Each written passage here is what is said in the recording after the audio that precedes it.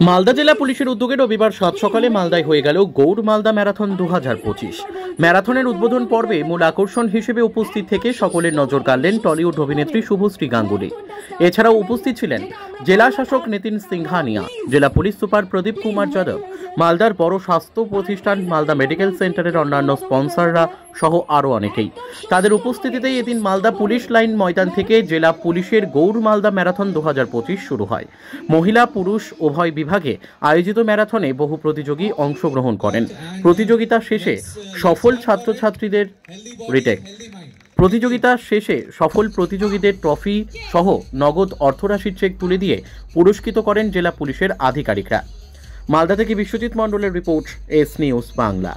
This marathon for Malda is a very special event for every resident of Malda, I can say. People wait for a year to participate, to enjoy, to be more aware about health through this marathon.